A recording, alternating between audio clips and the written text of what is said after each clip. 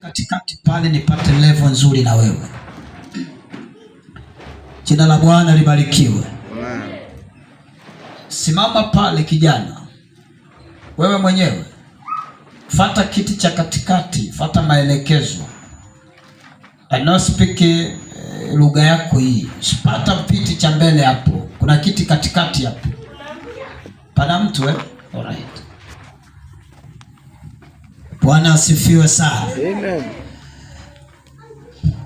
Nguvu ya mpenyo. Hili ndilo somo ambalo ninakuletea asubuhi ya leo. Na maanisha nini ninaposema nguvu ya mpenyo?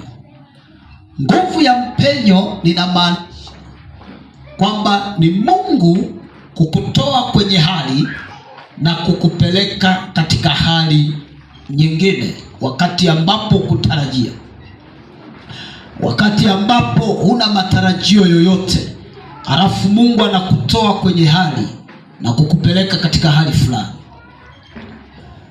Sasa nikasema kwamba kuna maisha ya aina mbili ambayo mwanadamu anayaishi. Aina mbili ya maisha.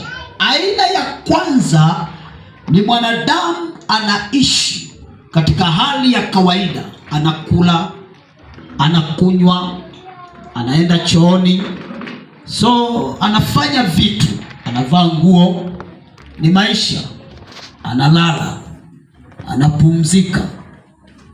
Hii ni aina ya maisha ambayo ni maisha ya kwanza ya mwanadamu ya mwilini. Sasa aina hii ni mwanadamu ambaye sometime anachoka, sometime anakutana na mambo fulani, na ndio maana unapokutana na mkwamo ni vizuri sana sasa kuingia kwa maisha fulani.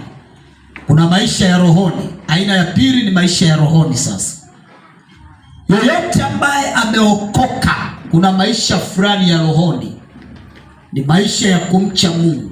Maisha ya rohoni inamaanisha nini? Ninamaanisha ni maisha ya kumcha Mungu. Ni maisha ambayo ni mtu ambaye anamheshimu Mungu na anampenda Mungu. Haya ni maisha ya rohoni. Nisikilize. Unapoona vitu vimekwama mwilini, so inabidi usafiri rohoni.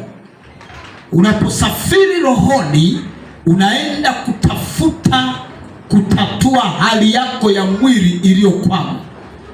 Sometimes kuna vitu ambavyo katika hali ya mwili vinakwama, unataka